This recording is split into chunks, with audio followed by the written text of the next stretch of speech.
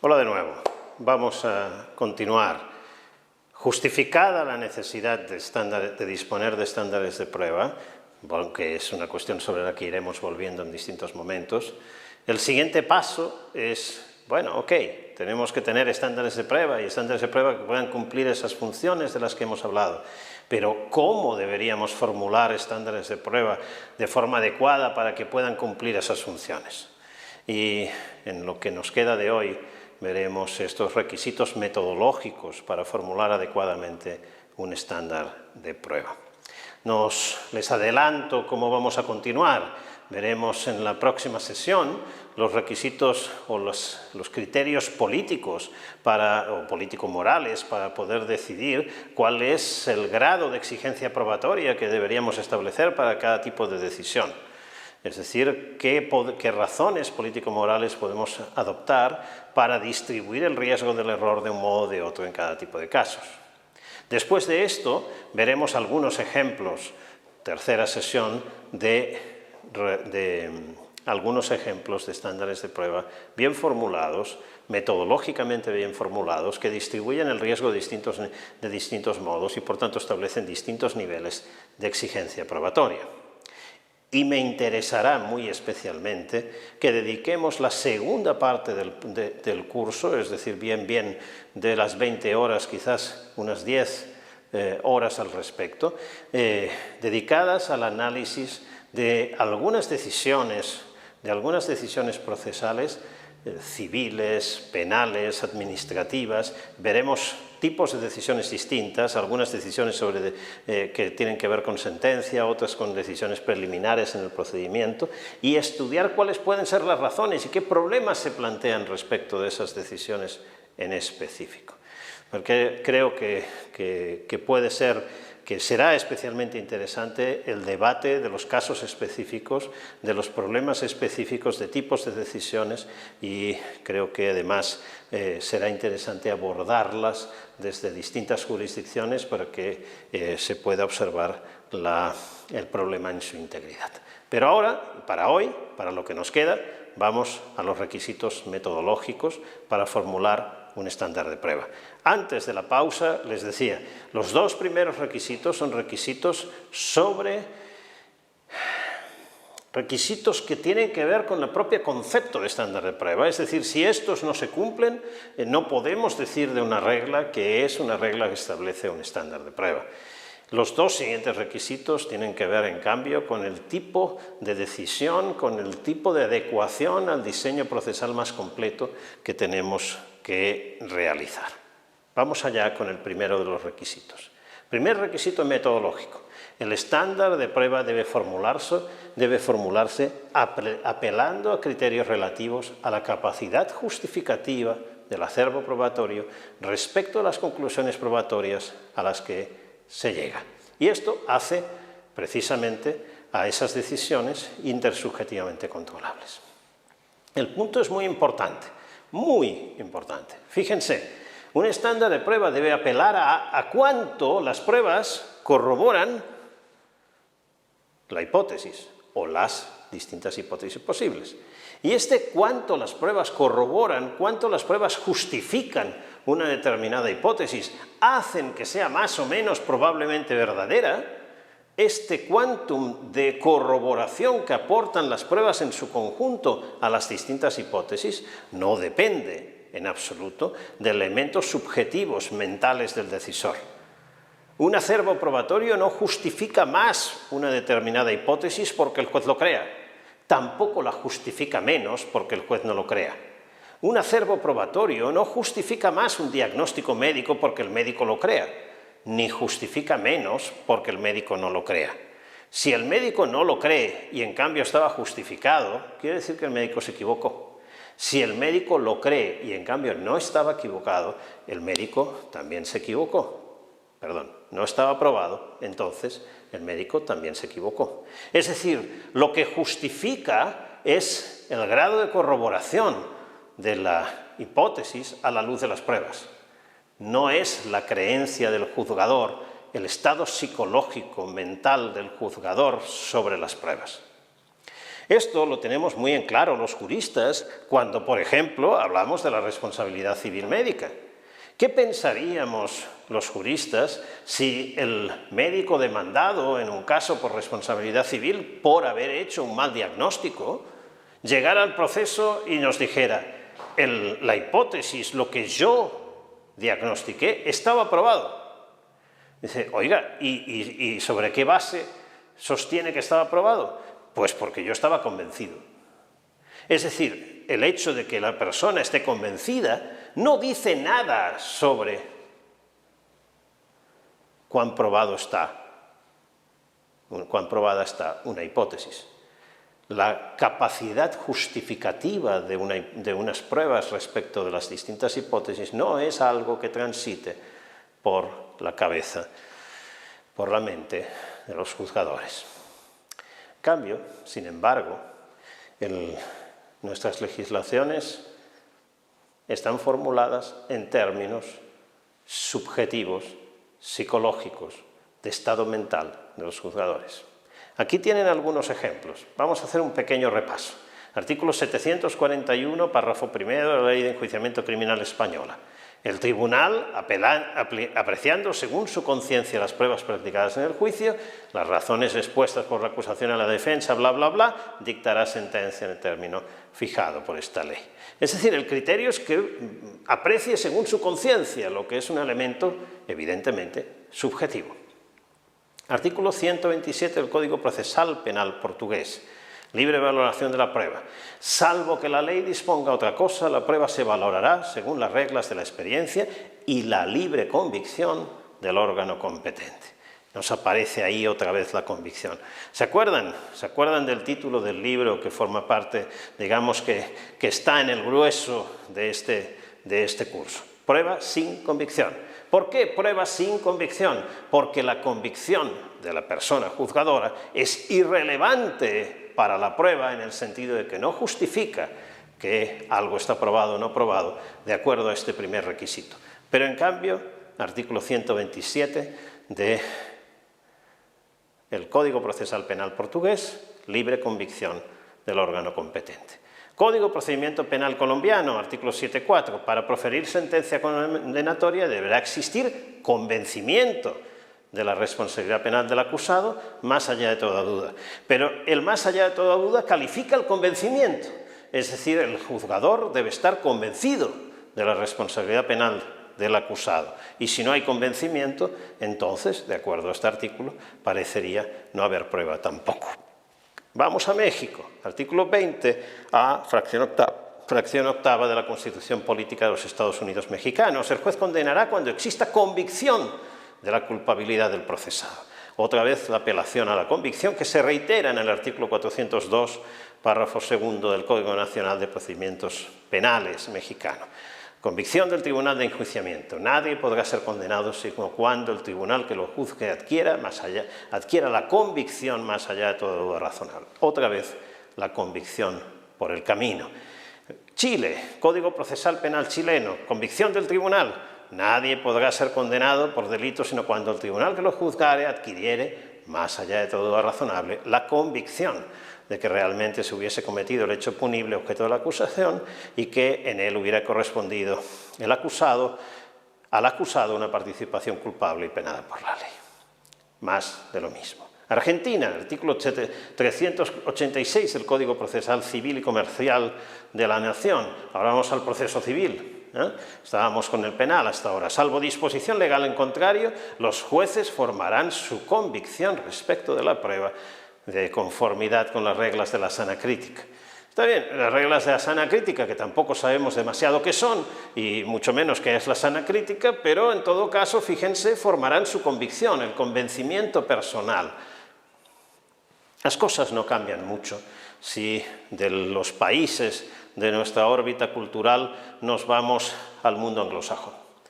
Y este merece en este punto un comentario previo. Fíjense que cuando hablamos de estándares de prueba, muchas veces uno mira con cierta envidia a lo que sucede en los países de la órbita, digamos, de la familia del common law, de la familia anglosajona, porque en esos países sobre estándares de prueba se lleva hablando hace al menos 50 años, y la literatura que se ha producido al respecto es desorbitada, es tremenda, es muy grande, cosa en cambio que en nuestros sistemas y en nuestra cultura jurídica es mucho más escasa. Sin embargo, las cosas no están tan bien, las cosas tampoco están tan bien, porque es muy habitual que se vinculen los estándares de prueba precisamente con estos elementos subjetivos, mentales del decisor a los que he hecho referencia y que excluyen precisamente este primer requisito, que este primer requisito excluye, impone que no se tengan en consideración. Vean si no el caso In Re Winship, decidido en 1970, es un caso crucial, porque en ese caso la Suprema Corte norteamericana estableció por primera vez que el debido proceso requería para el proceso penal que se tuviera prueba más allá de toda duda razonable para poder condenar. Es decir, que estableció por primera vez el estándar de prueba del más allá de toda duda razonable para el proceso penal y lo consideró parte del debido proceso. Analizaremos esta cuestión porque, como ustedes podrán ver, yo también sostengo que hay una relación estrecha entre estándar de prueba y debido proceso, pero no exactamente la que sostuvo la Corte Suprema norteamericana. Pero en ese caso, el magistrado Harlan nos decía lo siguiente: el estándar de prueba es un intento de instruir al juzgador sobre los hechos acerca del grado de confianza que nuestra sociedad piensa que él, el juzgador, debe tener en la corrección de las conclusiones sobre los hechos para tomar decisiones. A pesar de las expresiones preponderancia de la prueba y más allá de toda duda razonable son cuantitativamente imprecisas, comunican al juzgador de los hechos diferentes nociones acerca del grado de confianza que se espera que tengan sus conclusiones sobre los hechos. Por tanto, el estándar de prueba como un requisito acerca de cuán firme debe ser la convicción, cuán seguro debe estar el juzgador de que los hechos se han producido. Por tanto, estaría vinculando el estándar de prueba otra vez con los elementos subjetivos mentales, con las creencias de los juzgadores.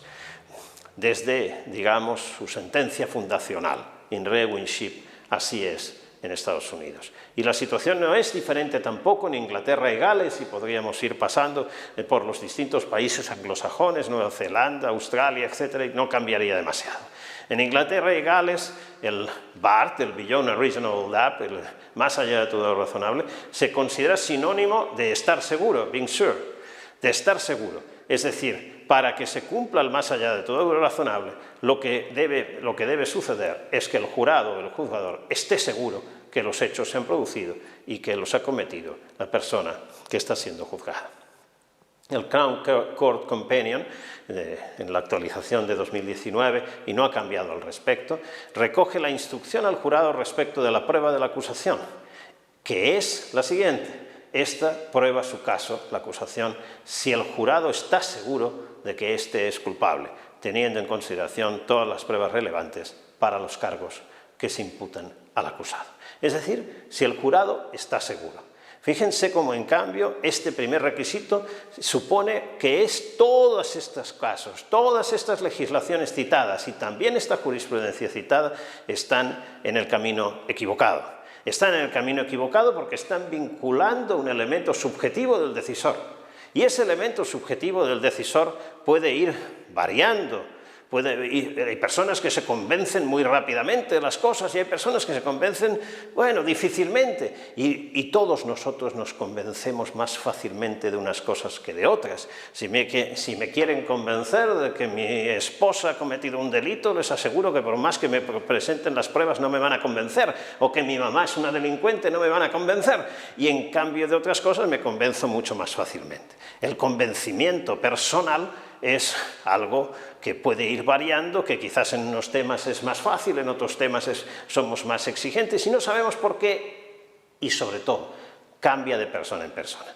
Tener un estándar de prueba, es decir, determinado un umbral de exigencia probatoria de acuerdo a cuánto justifican, cuánto corroboran las pruebas, las hipótesis fácticas en disputa en el proceso, es incompatible con la referencia, con vincularlo con una cuestión psicológica, personal, subjetiva, como es el convencimiento. Y es incompatible porque no hay ninguna vinculación conceptual ni empírica que haya sido demostrada entre el grado de confianza en una creencia de un sujeto cualquiera, de ustedes, de mi mamá o del conductor del taxi, y el valor de verdad del contenido proposicional de la creencia, ni tampoco con el grado de apoyo que lo creído tenga en las pruebas existentes. Es decir, de que yo crea que Pedro ha matado a Juan, no se infiere nada respecto de si Pedro ha matado a Juan. Yo puedo creer que Pedro ha matado a Juan y que Pedro no lo haya hecho, y al revés. Y tampoco se infiere nada respecto de cuánto es el grado de apoyo que las pruebas existentes otorgan a esa hipótesis. Porque yo puedo creer que Pedro ha matado a Juan a pesar de tener muy pocas pruebas, y al revés, puedo no creer que Pedro ha matado a Juan a pesar de que las pruebas existentes sean muy contundentes. La relación entre cantidad y calidad del acervo probatorio y creencia es contingente. La relación entre verdad y creencia también es contingente. Y esto nos lo recordaba respecto de la ciencia Jack Karl Popper en los años 60.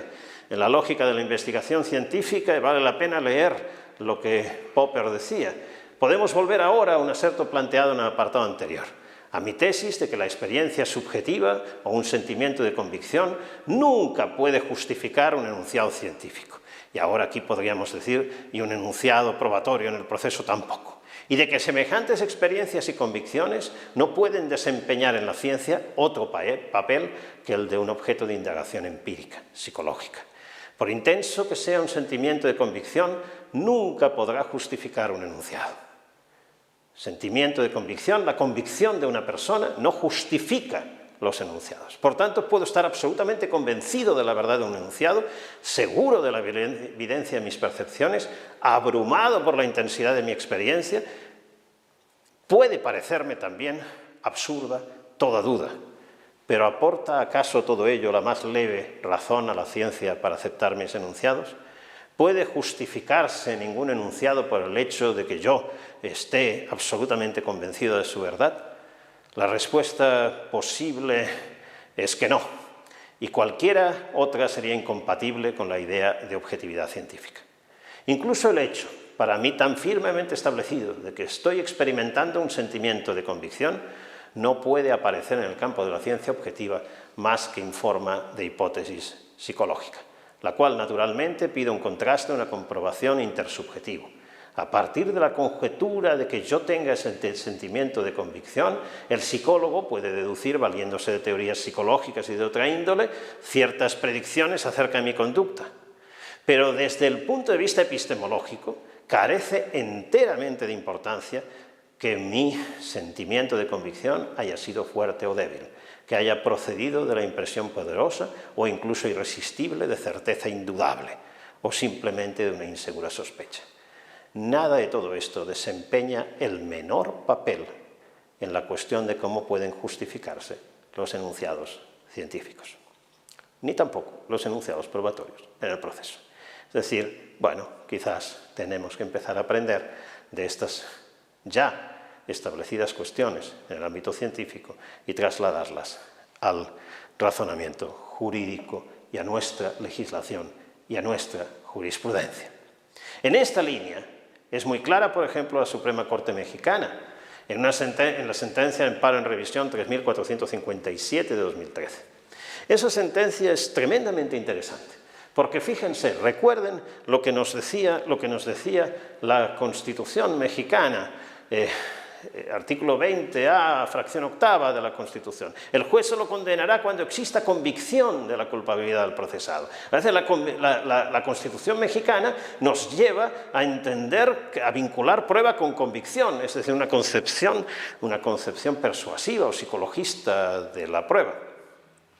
Claro, y la Corte Suprema se plantea la cuestión y dice, bueno, pero esto me crea un problema.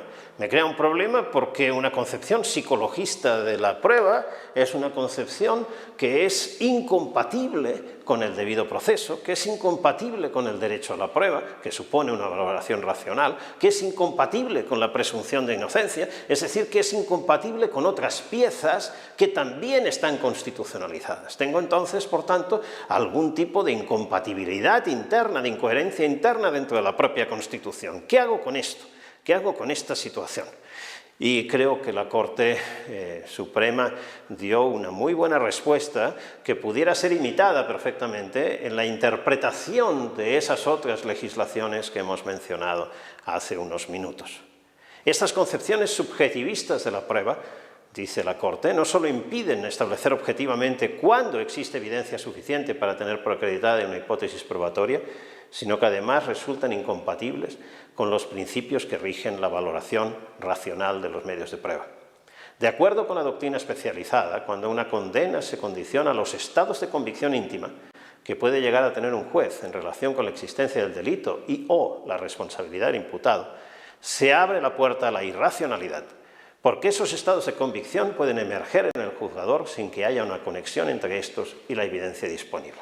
Fíjense, de esto estábamos hablando hace un momento.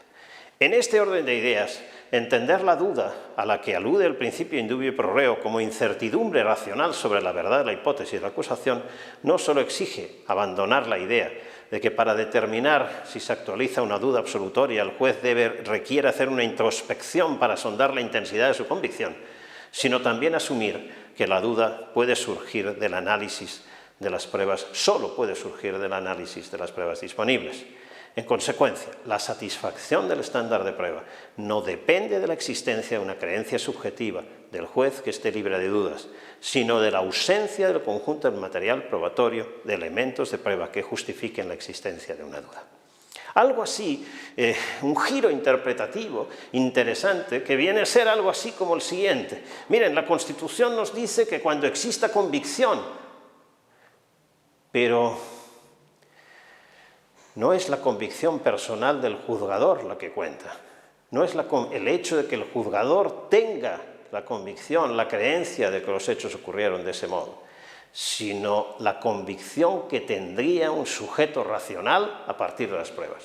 Es por tanto una convicción hipotética, la convicción que tendría un sujeto racional, no la convicción que de hecho tenga, no se requiere que de hecho tenga el juez esa convicción.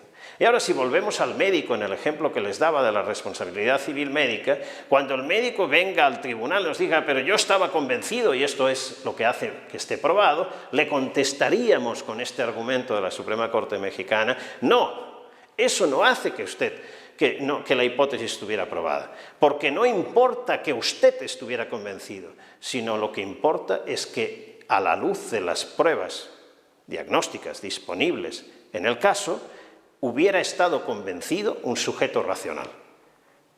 Y usted, cuando decidió, no se comportó racionalmente. Por tanto, su convicción no es la que determina la prueba, sino la convicción hipotética de un sujeto racional. Creo que es una opción interpretativa tremendamente interesante para ajustar y encajar las distintas piezas que aparecen en este caso en la Constitución mexicana.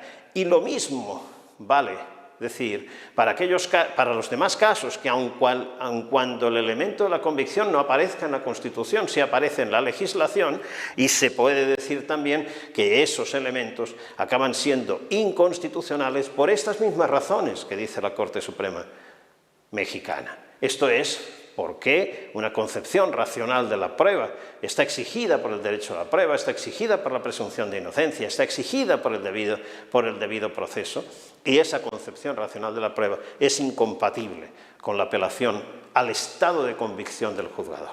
Por tanto, tenemos que hacer ese ajuste interpretativo para poder dar cuenta de esto. Recientemente, algún autor, como Raimundo Gama, ha recuperado una tesis que aparece también en muchísima jurisprudencia y que autores clásicos del derecho procesal como Couture también sostenían. La tesis intenta ser una especie de ajuste entre esta tradicional apelación a la exigencia de convencimiento y, en cambio, los elementos propios de una concepción racional de la prueba que insisten en el elemento de la racionalidad.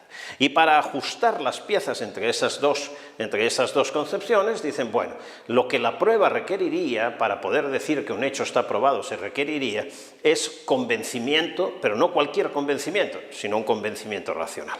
Es decir, que la persona juzgadora esté convencida, tenga la creencia de que Pedro ha matado a Juan y a la vez que esa creencia sea racional a la luz de las pruebas presentadas.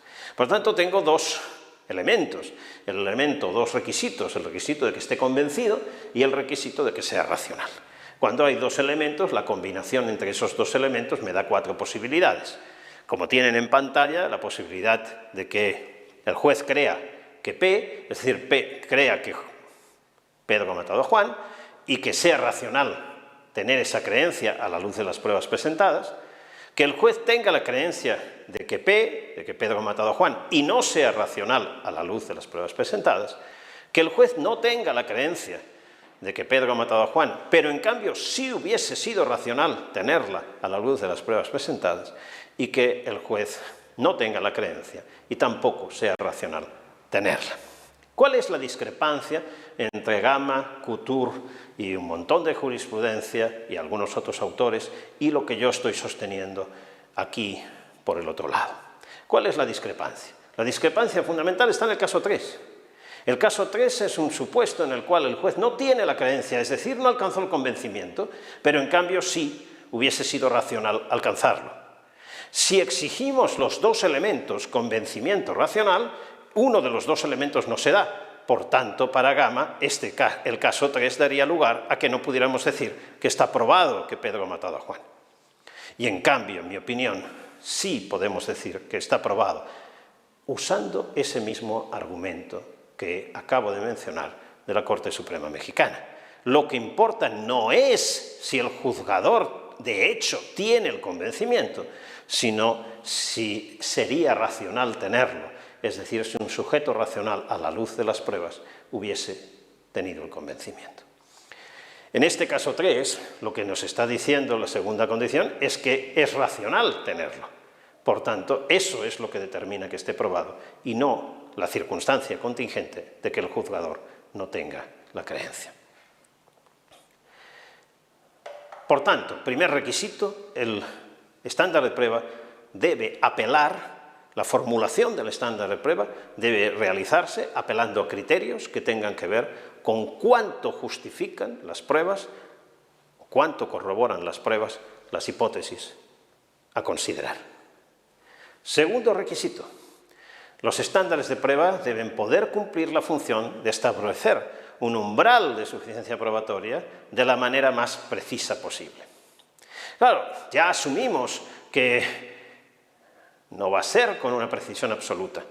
No va a ser con una precisión absoluta porque el estándar de prueba no lo podemos formular en términos matemáticos para la mayoría de los casos. Otra vez, vaya el disclaimer, la advertencia, cuando se trata de hipótesis estadísticas, cuando el hecho a probar es en sí mismo un hecho estadístico, en esos casos perfectamente el estándar pudiera establecerse de modo matemático.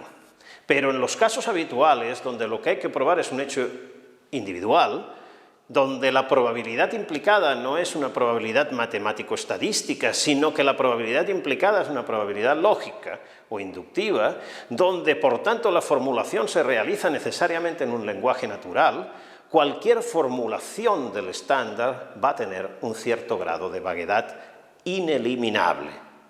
Pero que vaya a tener siempre un cierto grado de vaguedad ineliminable no quiere decir que siempre la vaguedad sea la misma o que la vaguedad no pueda reducirse. Tenemos que hacer todo lo posible para determinar, para establecer el umbral de suficiencia probatoria de la manera más precisa posible y, por tanto, con la mayor reducción posible de la vaguedad. Claro, si vamos a nuestras legislaciones de nuevo, nos vamos a encontrar continuamente apelaciones a la sana crítica, a la inducción o a las leyes de la ciencia y de la lógica. Claro, la sana crítica, sea lo que sea que ésta sea, o la inducción o las leyes de la ciencia y de la lógica, no determinan un umbral de suficiencia probatoria.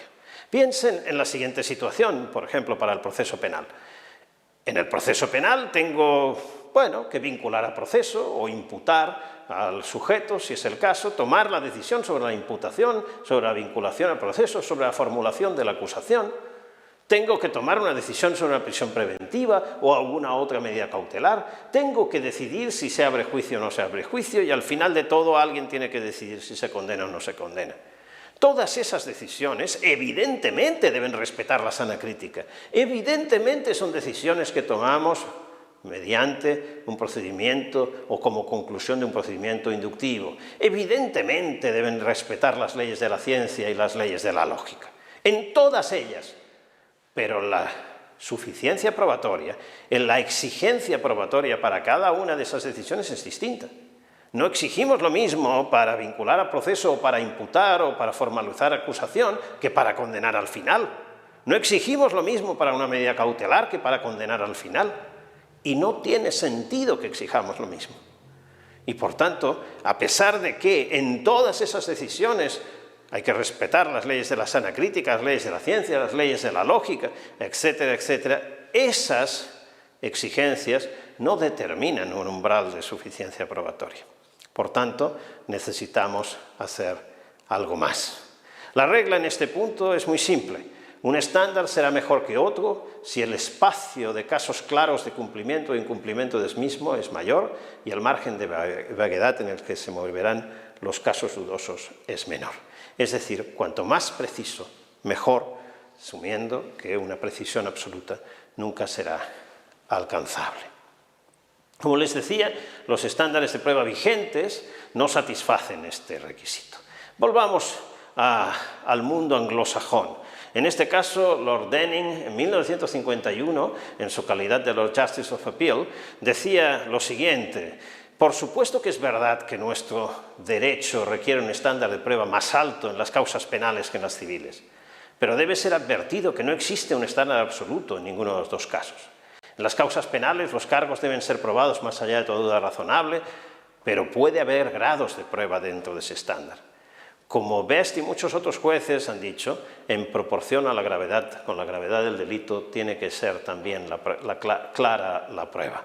En las causas civiles, en cambio, el caso debe ser probado por una probabilidad preponderante, pero también puede haber varios grados de probabilidad dentro de ese estándar. El grado depende del asunto en cuestión.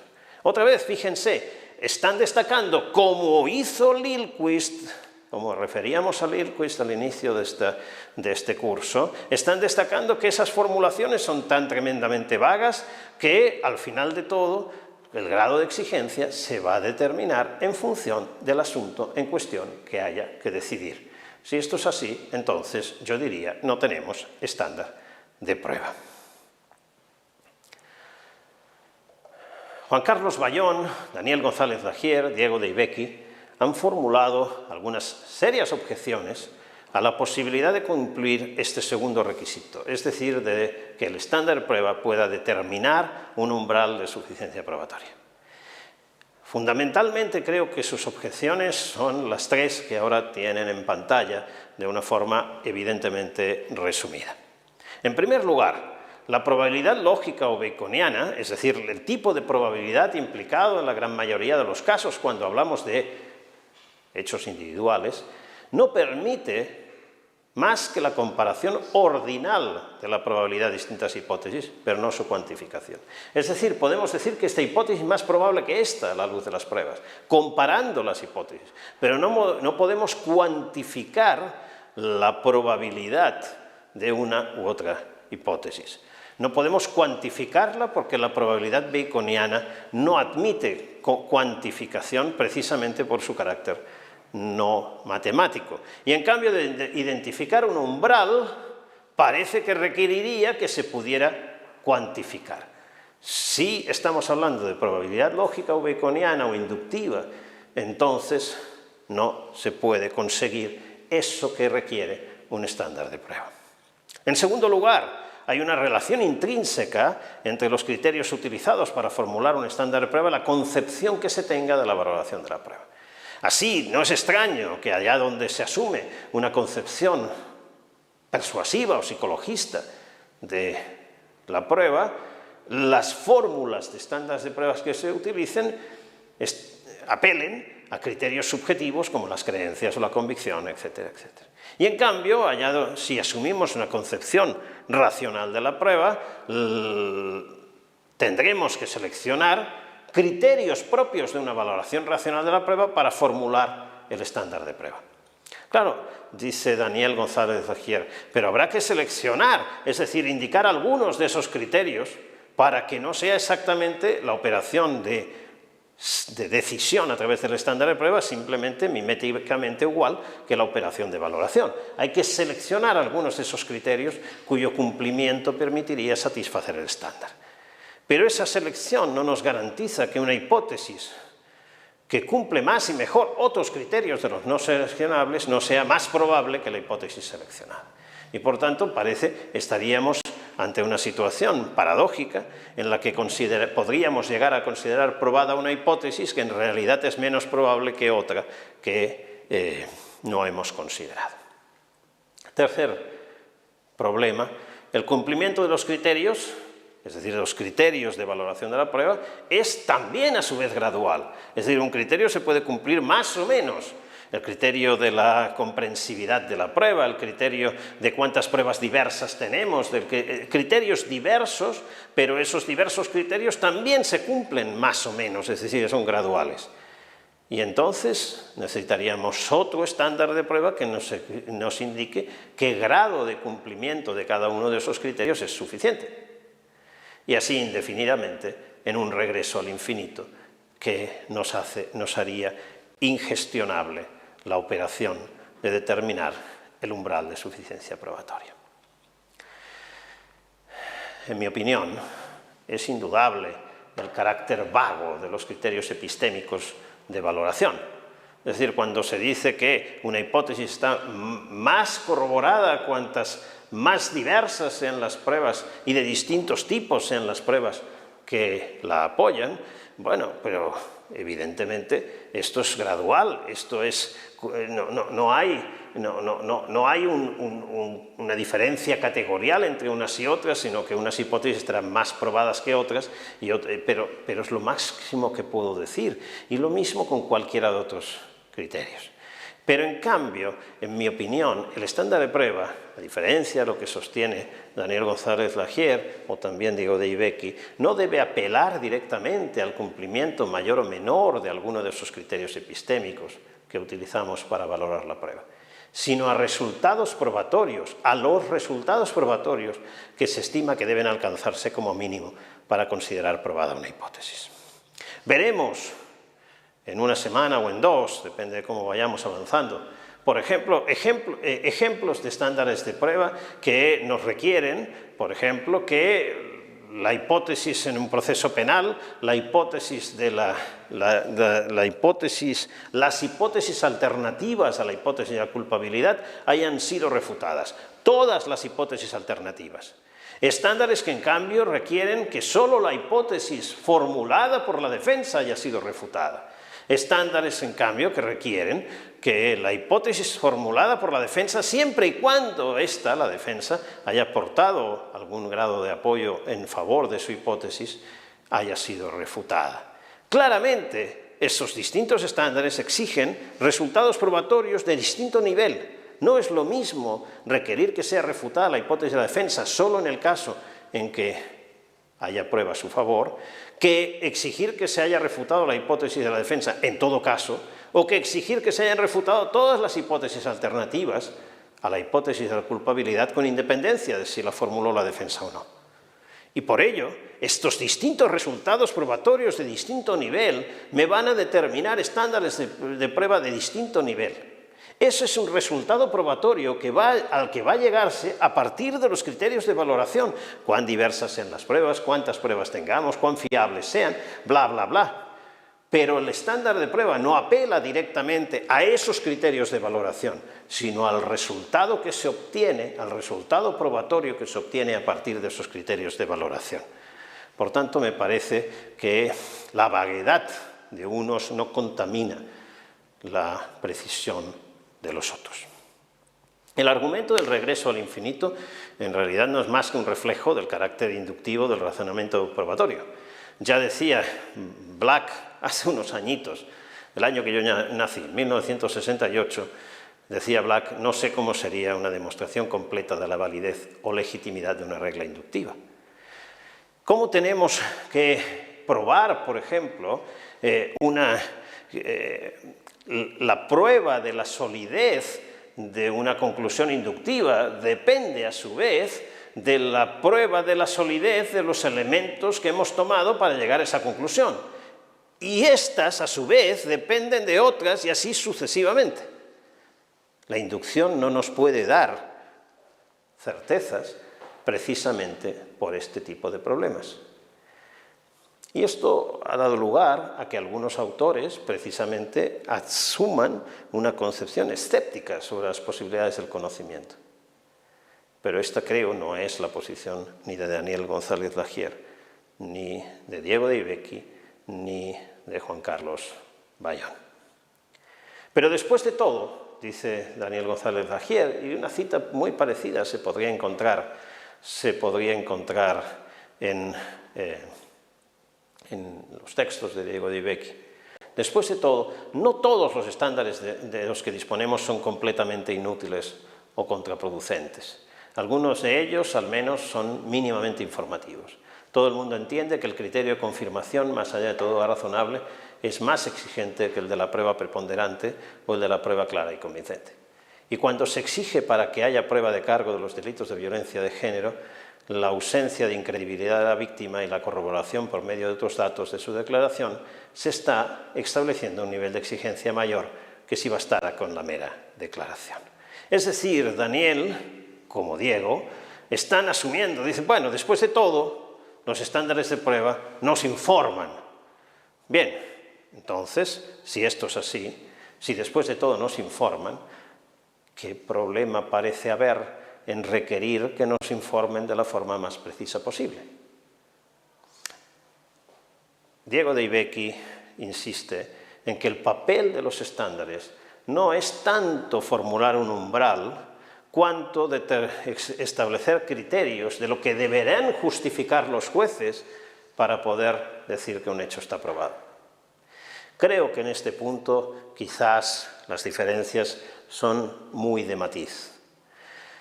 A pesar de las discusiones y de que nos divertimos también en las discusiones, porque al final lo que es divertido es debatir sobre la discrepancia y no tanto sobre lo que convergemos, creo que el punto es genuinamente de matiz. No tendría demasiado problema en asumir que los estándares de prueba determinan los criterios que deben ser utilizados por los juzgadores a los efectos de justificar, esto es, de motivar, su decisión sobre los hechos. Bueno, porque en el fondo esto lo hacen precisamente estableciendo criterios que determinen el umbral de suficiencia probatoria. La discusión, insisto, me parece en este punto ya muy de matiz. Autores como Hlilquist y Ho han sostenido, sin embargo, que esa imprecisión es conveniente. Lo hemos visto al inicio del curso, que es mejor tener estándares de prueba flexibles. Por cierto, muchas veces, sobre todo en la jurisprudencia, se usa esta expresión estándar de prueba flexible o flexibilizar el estándar de prueba en un modo un tanto impreciso, porque se usa esa expresión para significar que lo que se quiere es bajar el estándar de prueba, no flexibilizar. Cuando se habla de estándares de prueba flexibles, lo que se está diciendo es que nos conviene tener estándares de prueba vagos, que permitan caso a caso determinar el umbral de exigencia probatoria adaptándolo a las circunstancias del caso. La flexibilidad entonces permitiría precisamente esa adaptación a las circunstancias del caso. Y eso nos lleva al particularismo, es decir, nos lleva a que la justificación de las decisiones solo puede hacerse no sobre la base de reglas generales, estándares de prueba, sino sobre la base de las circunstancias del caso concreto y, por tanto, una justificación caso a caso. Friedrich Schauer distinguió en Playing by the Rules, las reglas en juego, se tradujo en castellano, un fantástico libro de teoría del derecho, distinguió entre dos modos de tomar decisiones y de justificarlas. La toma de decisiones particularista y la toma de decisiones basada en reglas. Jonathan Dancy es seguramente el autor de referencia en filosofía moral en defensa del particularismo. La idea es que solo las circunstancias del caso determinan la justificación, que no hay un conjunto de propiedades que puedan ser identificadas de modo general que hagan que esté justificada una decisión o no esté justificada, que las propiedades relevantes que deben de tomarse en consideración a los efectos de la justificación de una decisión son solo identificables caso a caso. En un caso, para hablar de los estándares de prueba y para aterrizar esta idea en los estándares de prueba, bueno, en unas circunstancias lo relevante va a ser que la condena es de prisión en lugar de una condena pecuniaria. En otros casos lo relevante va a ser que el sujeto ya es un delincuente habitual, reincidente y por tanto ha pasado por la cárcel repetidas veces, mientras que en cambio en otra persona es, como decía antes, alguien que no ha tenido ninguna historia delictiva, que sería su primera condena, que tiene una vida por delante y muchas posibilidades de triunfar en la vida. Que en algunos casos es que esa persona tiene obligaciones familiares, que tiene esposa o esposo, que tiene hijos o que tiene personas dependientes de él o de ella y que en consecuencia si nos equivocamos metiendo en la cárcel, por ejemplo, privando de libertad a esa persona, estamos causando un daño tremendo porque esa es la persona que sostiene a la familia. ¿Cuáles son las circunstancias relevantes que hacen que el daño sea mayor o menor en cada uno de los casos? Solo se puede determinar en el caso concreto. Pero además, dice Dancy, algunas circunstancias que cuentan como a favor de una decisión en un caso pueden contar en contra de la decisión en otro caso. Es decir, cuál es la valencia favorable o contraria a la decisión de las distintas circunstancias del caso concreto puede cambiar de un caso a otro. Todo esto impediría que pudiéramos formular reglas generales que determinen el sentido de las decisiones y aconsejaría, en cambio, que la justificación de las decisiones se hiciera caso por caso, es decir, en lo que estamos sin estándares de prueba. A la misma consecuencia práctica, es decir, a la ausencia de estándares de prueba, se llega en situaciones diversas. Es decir, se llega a situaciones en que finalmente la decisión se adopta de manera particularista, es decir, caso a caso, pero debido no tanto a que se ha sostenido que no tenemos que tener estándares de prueba o que es mejor un modelo particularista, sino a que, por ejemplo, no se dispone en absoluto de estándares de prueba. Es decir, nadie lo defendió, no es que hay una pretensión explícita de que no debemos tenerlos, pero de hecho no están.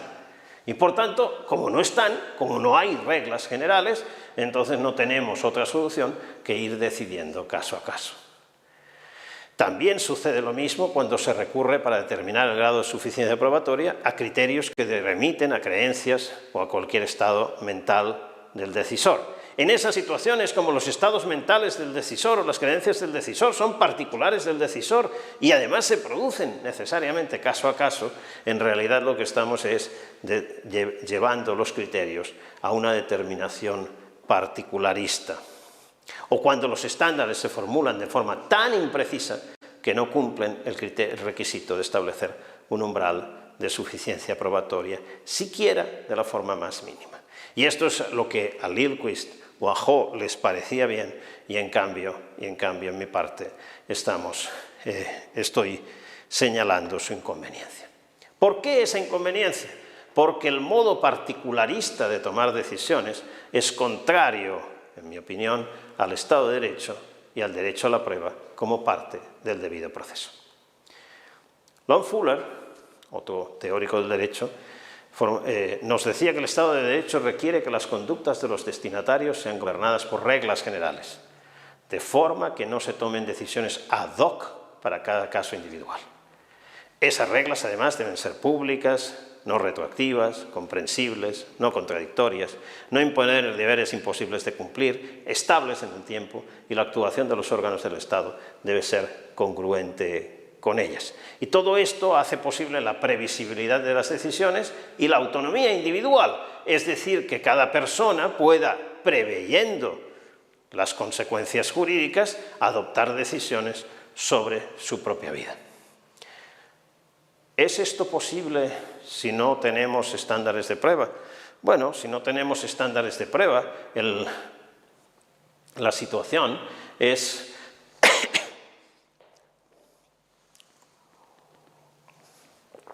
que respecto de lo que los estándares de prueba deberían regular, es decir, la suficiencia probatoria, no hay publicidad, porque no sabemos cuáles son el umbral de suficiencia probatoria que nos van a exigir.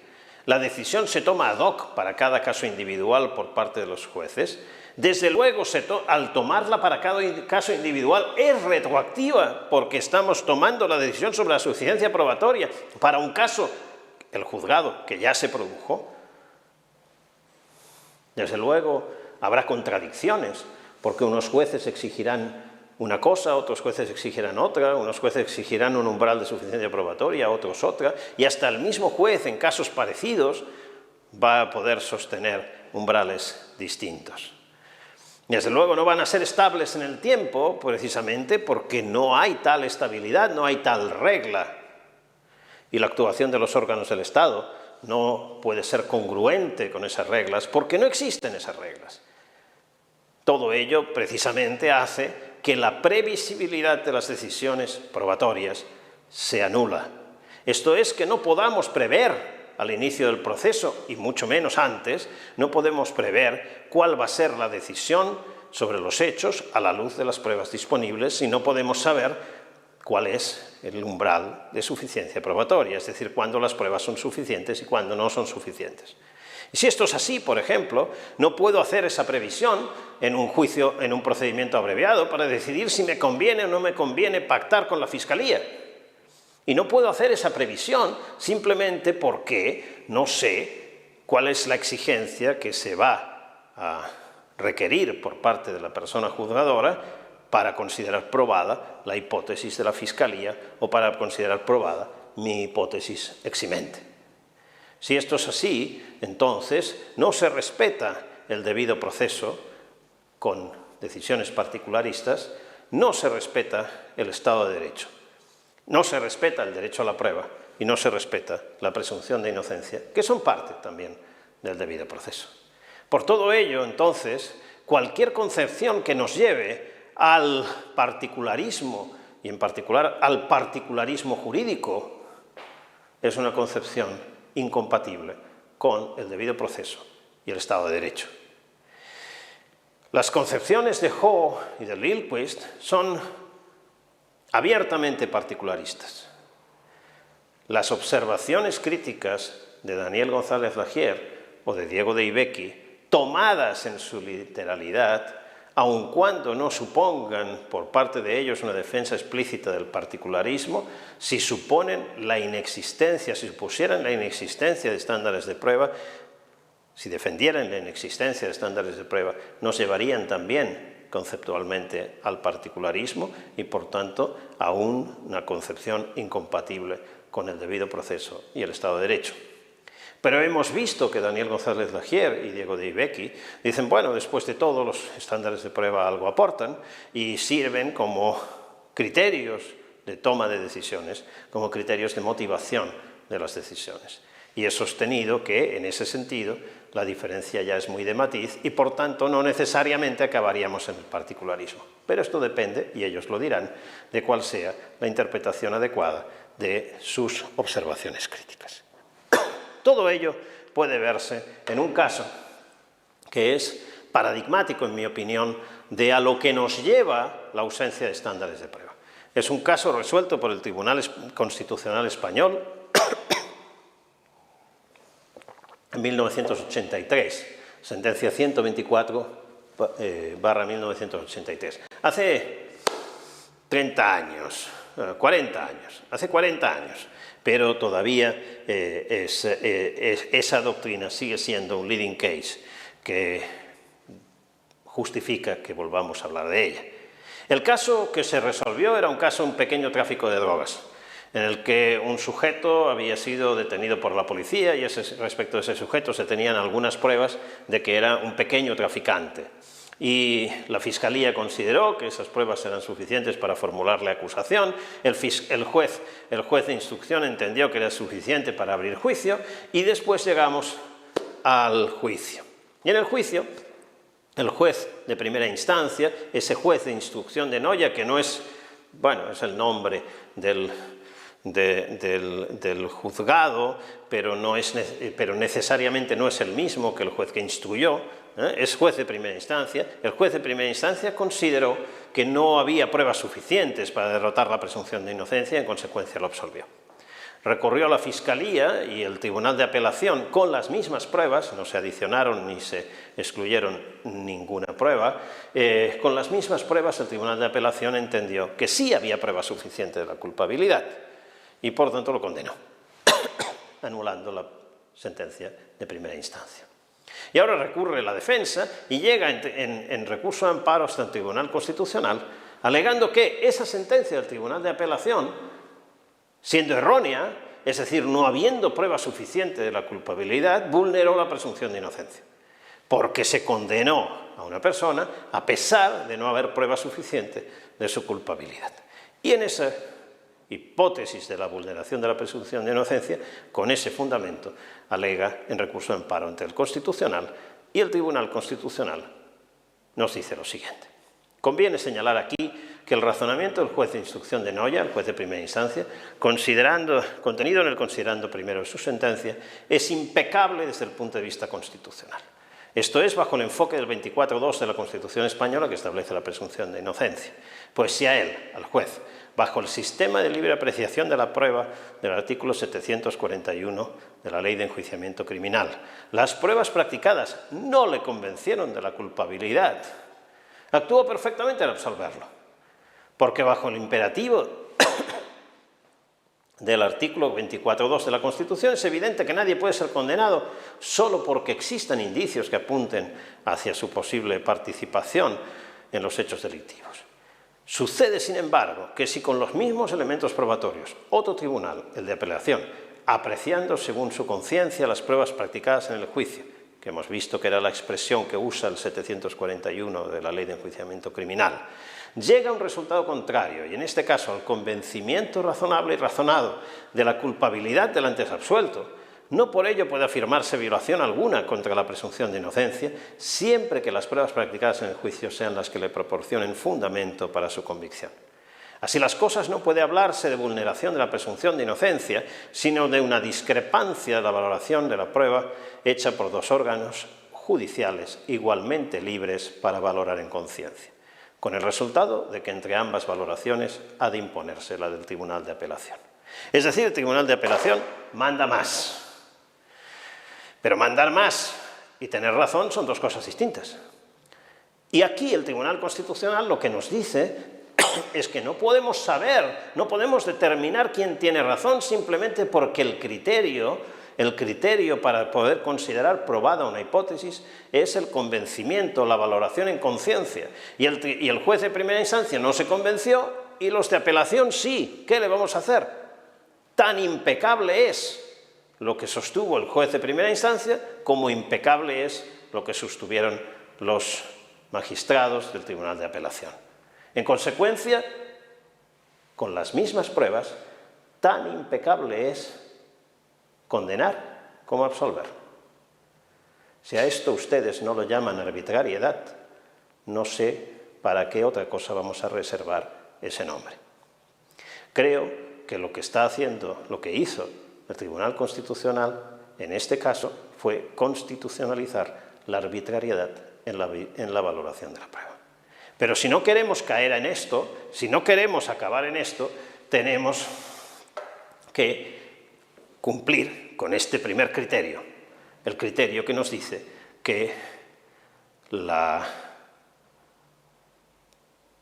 el estándar de prueba debe determinar con criterios intersubjetivamente controlables, primer requisito, y criterios que permitan determinar un umbral de suficiencia probatoria. Si esos dos requisitos se cumplieran, entonces ya no podría ser de ninguna de las formas que con las mismas pruebas tan impecable fuera absolver como condenar, porque o bien se satisfizo el umbral, o bien no se satisfizo el umbral. O bien se llegó al resultado probatorio previsto por el estándar de prueba, o bien no se llegó al resultado probatorio. Y ninguna de las dos cosas a la vez no pueden darse de ninguna de las maneras.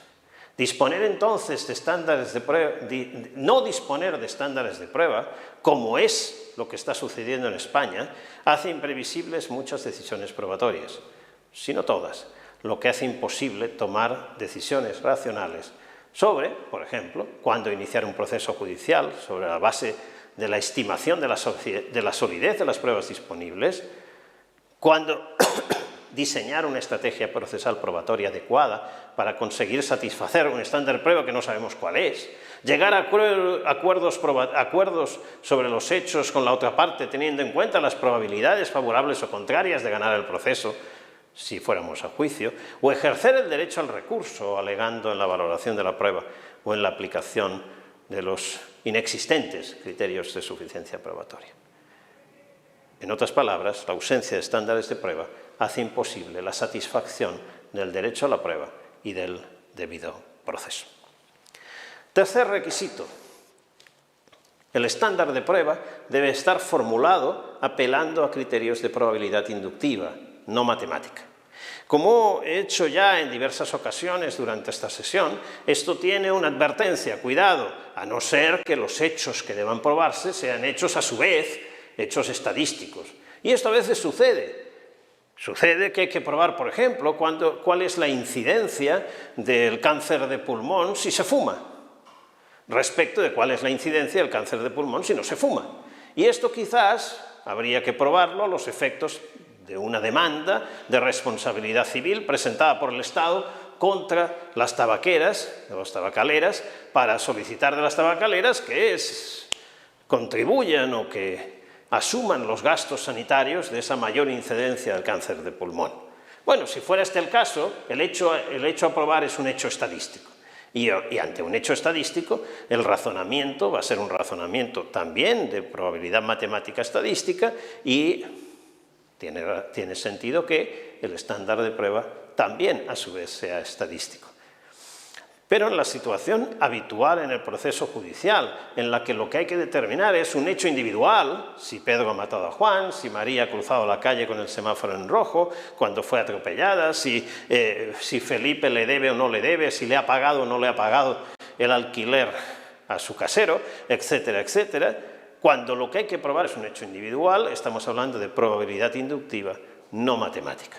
Por tanto, el estándar de prueba tendrá que apelar a criterios de probabilidad inductiva y no matemática. Esto es así porque hay un vínculo conceptual, lo decíamos antes y lo recuerdan también y lo recuerdan también Diego de Ibecchi y Federico Piccinelli, por ejemplo, hay un vínculo conceptual entre el tipo de inferencias que realizamos y el modo de determinar la solidez de las conclusiones de esas inferencias. O en otras palabras, entre los estándares de prueba y el tipo de razonamiento que estructura la valoración de la prueba. Siendo esto así, ¿qué probabilidad es la adecuada para dar cuenta del razonamiento probatorio? En mi opinión, aquella que denominamos probabilidad inductiva, o una probabilidad de tipo que Jonathan Cohen llamó una probabilidad baconiana. Una probabilidad que no admite el cálculo matemático, por tanto, que no permite tampoco la asignación numérica de probabilidades, pero que en cambio permite comparar el nivel de soporte inductivo de las distintas hipótesis. Podemos decir que esta hipótesis es más probable que esta otra. Podemos ordenar entonces, pero no cuantificar, como recordaba Juan Carlos Bayón y hemos dicho hace unos minutos. No se aplica el principio de complementariedad para la negación de una hipótesis. Ya también hablé de él. Una hipótesis y su contraria, y su negación, no se mueven necesariamente así. Puede suceder perfectamente que el grado de probabilidad de ambas sea nulo. Y en cambio, en la probabilidad matemática, si una tiene grado 0, la otra tiene grado 100, porque la probabilidad de una hipótesis más la probabilidad de su negación debe dar necesariamente 100 o 1, depende de cómo se calcule. No se aplica tampoco la regla de la multiplicación de la probabilidad para la conjunción de hipótesis independientes. ¿Cuál es la probabilidad de que me toque la lotería este sábado? Bueno, la que fuera. ¿Cuál es la probabilidad de que me toque la lotería el sábado que viene? Ok, la que fuera. ¿Cuál es la probabilidad de que me toque la lotería este sábado y el sábado que viene? Bueno, la probabilidad matemática nos dice, el cálculo matemático de probabilidades nos dice que la probabilidad de que me toque los 2 días es igual a la probabilidad de que me toque un día multiplicado por la probabilidad de que me toque el otro. Claro, como el cálculo matemático de probabilidades se realiza en realidad siempre entre 0 y 1, es decir, 0 es la imposibilidad o falsedad, 1 es la certeza o verdad. Entonces, si tengo un grado 0,6 de probabilidad de que me toque este sábado la lotería y un grado 0,6 de probabilidad de que me toque el sábado que viene la lotería, entonces la probabilidad de que me toque los 2 días es la multiplicación de una por la otra, 0,6 por 0,6 da 0,36. Y esto produce algunas perplejidades que fueron destacadas también por Jonathan Cohen. Y decía lo siguiente: fíjense que si asumiéramos esta concepción de probabilidad para el razonamiento probatorio y asumimos también la noción de probabilidad prevaleciente, entonces si tengo una probabilidad de 0,6 para un cierto hecho, parece que ese hecho está probado porque es superior a 0,5. Y la probabilidad de 0,6 para otro cierto hecho también está probado porque es superior a 0,5. Pero que los dos hechos se hayan producido simultáneamente, que los dos se hayan producido, sería 0,6 por 0,6, es decir, 0,36. Y por tanto no supera el 0,5, no está probada. Es decir, está probado un hecho, está probado el otro, pero no están probados los dos. Cosa bastante rara.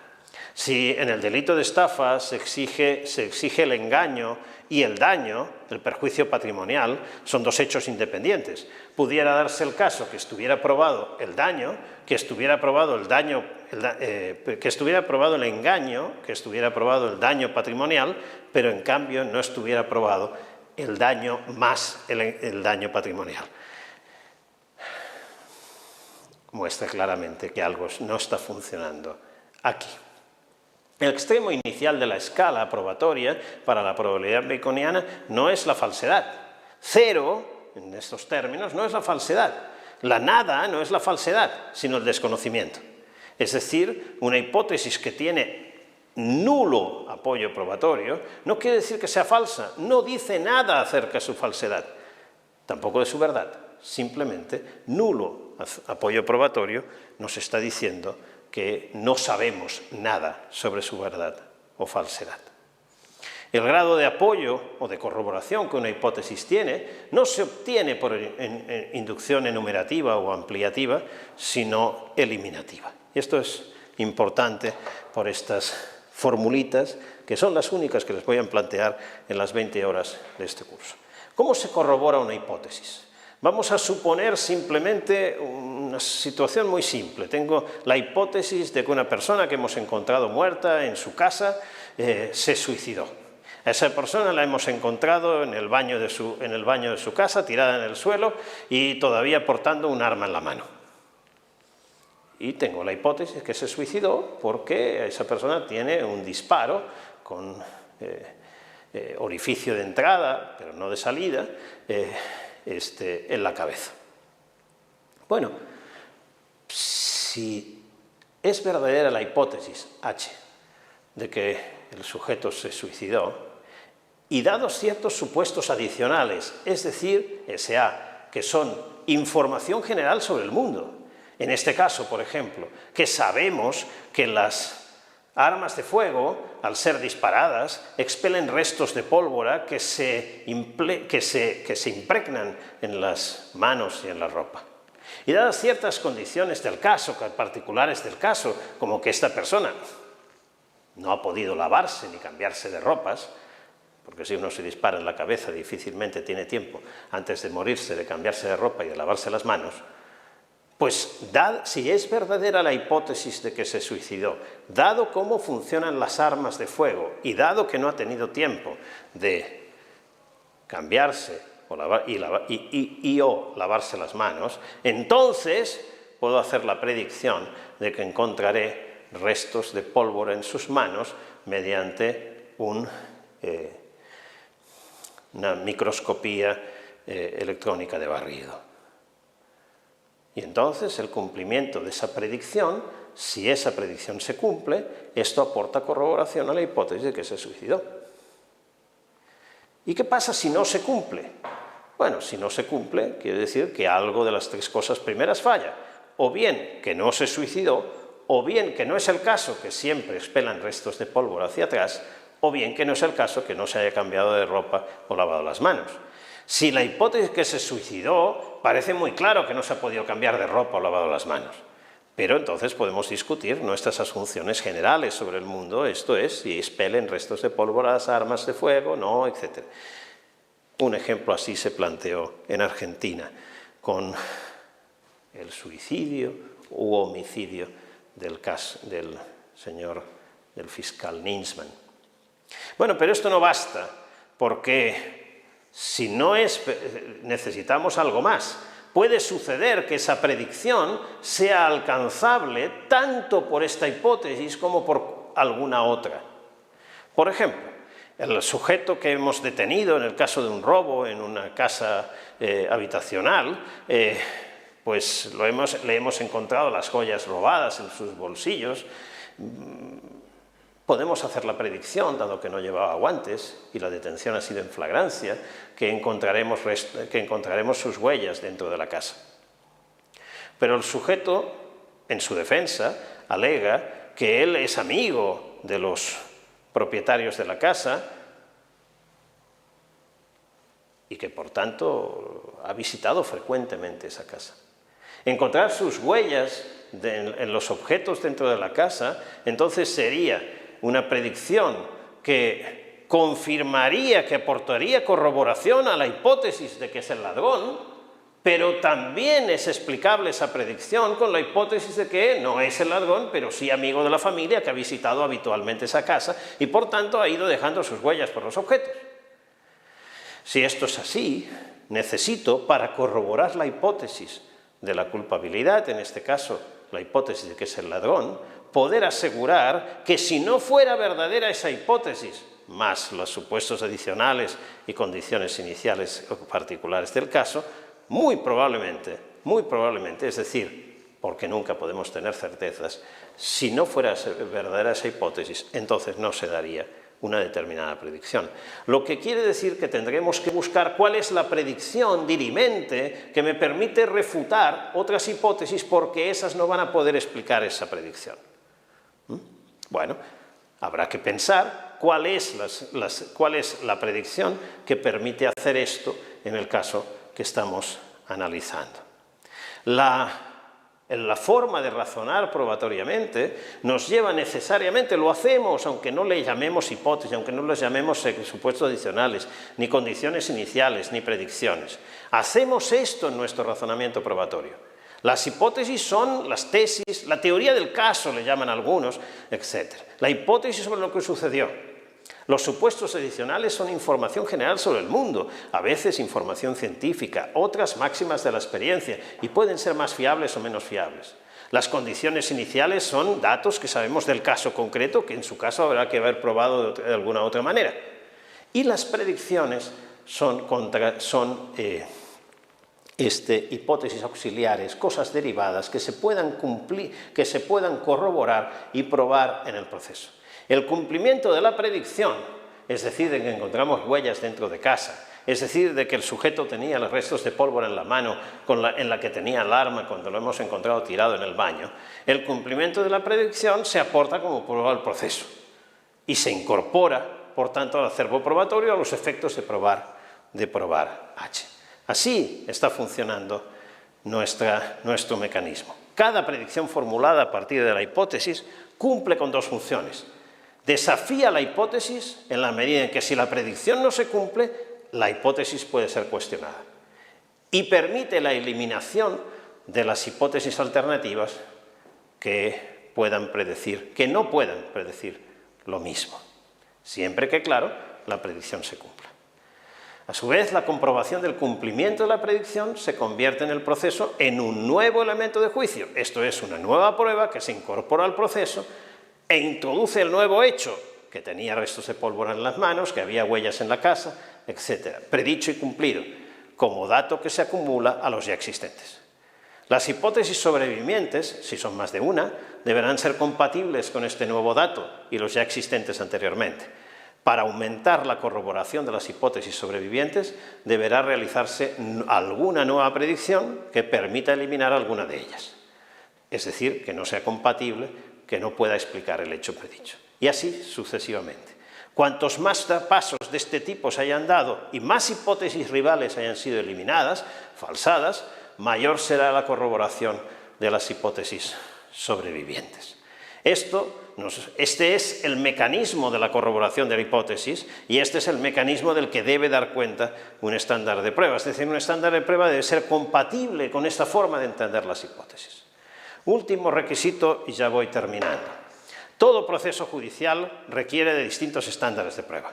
Lo hemos visto, lo he mencionado ya en varias ocasiones. Necesitamos fijar umbrales de suficiencia probatoria distintos y progresivos para una decisión inicial del procedimiento, para imputar, para vincular a proceso, para formalizar la acusación, para dictar una medida provisional, una medida cautelar, para abrir juicio, para condenar. Y si estamos en el procedimiento civil, quizás el número de decisiones no va a ser exactamente el mismo, no tenemos propiamente una instrucción, pero sí, por ejemplo, tendremos que adoptar decisiones para medidas cautelares o decisiones para la sentencia.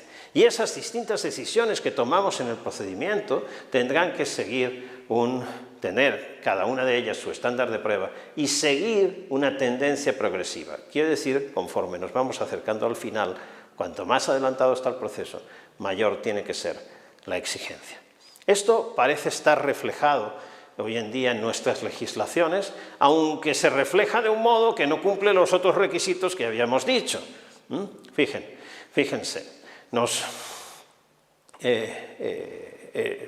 voy para hacerlo de un modo mejor, a referirme a esta sentencia plenaria casatoria 1/2017 de la Corte Suprema peruana. La Corte Suprema peruana entendió perfectamente esto y entendió perfectamente esta progresión necesaria de los estándares de prueba. El principio que llamó precisamente de progresividad, a que también ha hecho referencia en alguna decisión la Corte Suprema colombiana. Y así nos dice en esa sentencia plenaria casatoria en 2017 la Corte Suprema peruana que se necesita un estándar de prueba para las diligencias preliminares, está hablando del proceso penal, que dice es la sospecha simple, para la formalización de la investigación preparatoria, sospecha reveladora, para la acusación, sospecha suficiente, para la prisión preventiva, sospecha grave, para la sentencia, certeza. Mucho más adelante ya no habla, digamos, más recientemente la Corte Suprema ya no habla de certeza en estos términos, con lo cual ha mejorado las cosas. Pero fíjense, aun cuando la Corte entendió perfectamente la necesidad de estándares de prueba para las distintas decisiones y entendió también perfectamente la necesidad de la progresividad, en cambio, esos estándares no superan el requisito de formular los criterios, el umbral de suficiencia probatoria del modo más preciso posible. Tienen una extrema vaguedad, sospecha simple, sospecha reveladora, sospecha suficiente. Sospecha suficiente, ¿y cuándo es suficiente? Claro, el problema es que muchas veces cuando le preguntamos a la jurisprudencia o le preguntamos a los códigos, a los legisladores, ¿cuál es cuando sea suficiente? Fíjense lo que dice el artículo 641 de la Ley de Enjuiciamiento Criminal Española para el sobreseimiento provisional. Procederá al sobreseimiento provisional cuando resulte del sumario haberse cometido un delito y no haya motivos suficientes para acusar a determinado o determinadas personas como autores, cómplices o encubridores. Y no haya motivos suficientes. Bueno, pero es que el problema es saber cuándo son suficientes. Y cuando son suficientes, simplemente no se puede responder cuando sean suficientes. El artículo 637, referido al sobreseimiento libre, nos dice que procederá al sobreseimiento libre cuando no existan indicios racionales para haberse perpetrado el hecho. Y respecto de la prisión provisional, el 503, para decretar la prisión provisional serán necesarias las circunstancias siguientes. La segunda de ellas, que aparezcan en la causa motivos bastantes para creer responsable criminalmente del delito a la persona contra quien se haya de dictar el auto de prisión. Es decir, que los motivos sean bastantes. Oiga, le pregunto cuántos son suficientes y usted me contesta que cuando sean bastantes. No parece que el legislador nos dé una gran ayuda y nos permita, a través de esto, encontrar una solución al problema que veníamos buscando. 4 requisitos. Requisito de la apelación a criterios acerca de cuánto las pruebas justifican, cuánto las pruebas corroboran la hipótesis que se pretende probar. Segundo, que esos criterios que permitan cumplir con lo primero permitan también establecer del modo más preciso posible un umbral de suficiencia probatoria. Tercero, esto debe hacerse de forma compatible con el tipo de probabilidad implicada, que en los casos mayoritarios es la probabilidad lógica o inductiva de tipo baconiano.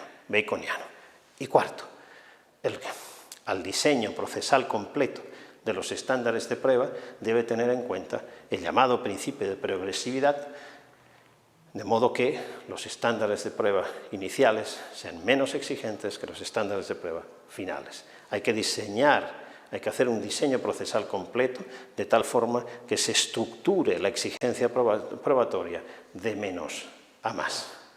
Y si ustedes todavía no están cansados, unos minutos para el debate. Muy bien, le daremos la palabra a Isabelle Marne para formular su pregunta. Buenas tardes desde Brasil. Me gustaría saber si, además de la importancia del bien de vida protegido por el derecho material subyacente al proceso, sería también la dificultad objetiva de prueba una circunstancia legítima de ser considerada por el legislador para establecer un estándar probatorio. Es decir, si la reducción del estándar en casos de inesclarecibilidad por ser la prueba duplamente diabólica, si les parecería algo legítimo de hacerse. Bueno, una de las razones que podemos tener en cuenta a los efectos de determinar el estándar de prueba es si el tipo de casos que estamos regulando presenta especiales dificultades probatorias. Y en este sentido sí podría tenerse en cuenta. Sí podría tenerse en cuenta. Insisto, el tipo de casos, no ese caso en concreto, el tipo de casos. Uno podría pensar, por ejemplo, delitos de corrupción, delitos de lesa humanidad, delitos sexuales. Son delitos que muy habitualmente presentan especiales dificultades probatorias por la forma en que se cometen o por la destrucción de pruebas típicas de esos casos, como por ejemplo en los delitos de lesa humanidad cometidos por autoridades estatales en regímenes autoritarios. En esas situaciones podemos tener razones para decidir que bajamos el estándar de prueba. Pero les dejo la cuestión así planteada y sin mayor desarrollo porque será objeto del análisis el próximo sábado. Ahora tiene la palabra René Rubio Escobar. Gracias.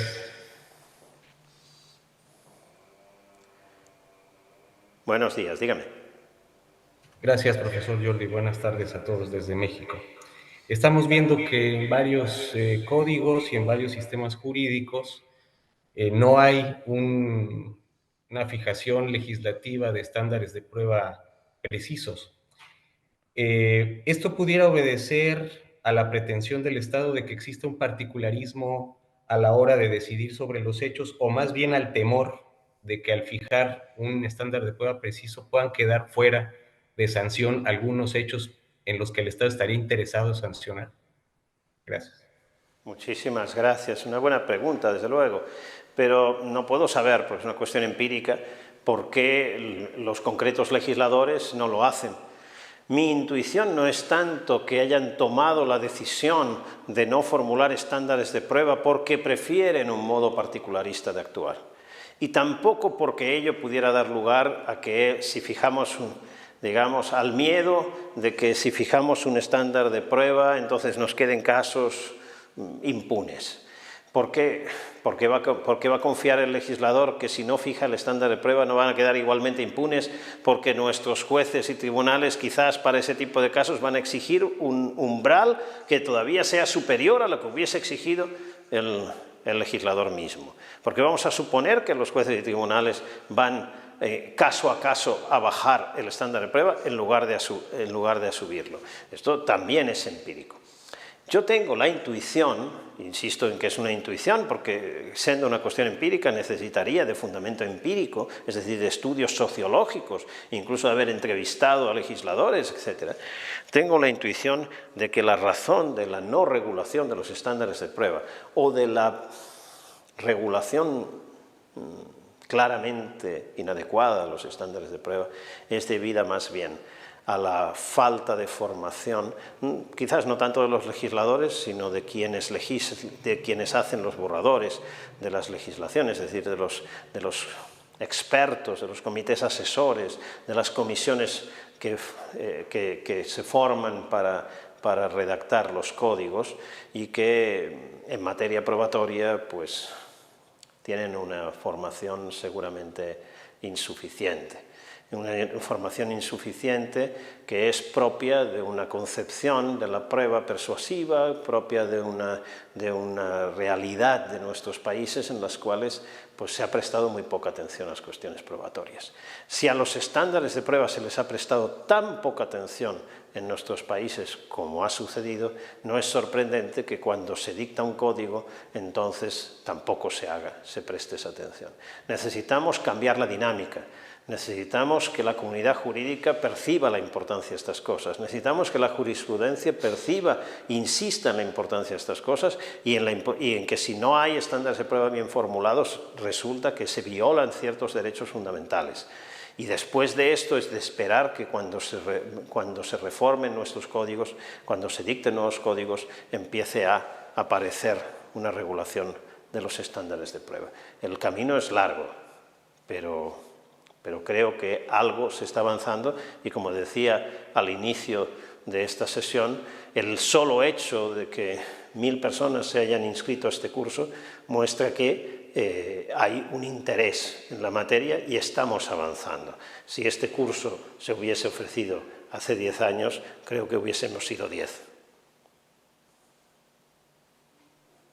A continuación, formulará su pregunta Lorenzo Vera.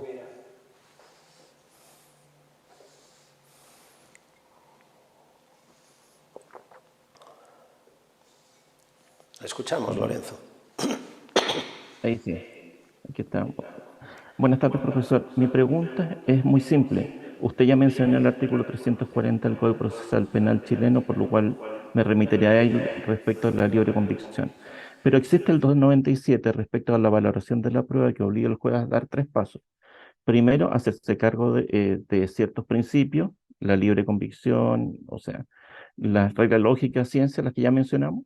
Segundo, hacerse cargo de todos los medios de prueba, aprobándolos para acreditar cierto hecho o desestimándolo. Y el tercer paso, que es el más complejo, señala que tiene que dar las razones por las cuales toma la decisión, valora estos elementos y dice que debe ser reproducible su razonamiento, vale decir, establece un control intersubjetivo. Entonces aquí estamos en una contradicción abierta en 2 principios. Si nosotros establecemos la libre convicción, o sea, la convicción directa en el 340, y establecemos la obligación de la revisión intersubjetiva en el 297, que al final es un requisito del único recurso que está en Chile, el recurso de nulidad, estamos abiertamente en contradicciones. O es un principio racionalista la prueba, con estos 3 pasos, o es simplemente la libre convicción incontrolable, o estamos derechamente al particularismo. ¿Qué me puede decir de esto? Pues casi no le puedo decir nada más que aplaudirle. Tiene usted toda la razón y le agradezco muchísimo el complemento a mi explicación y el ejemplo. Por supuesto, es un caso más en el que está pasando lo que señalaba la Corte Mexicana y yo citaba en mi explicación, que nuestras legislaciones contienen piezas incompatibles. Y esto creo que tiene que ver también con esta última respuesta que yo le daba al compañero que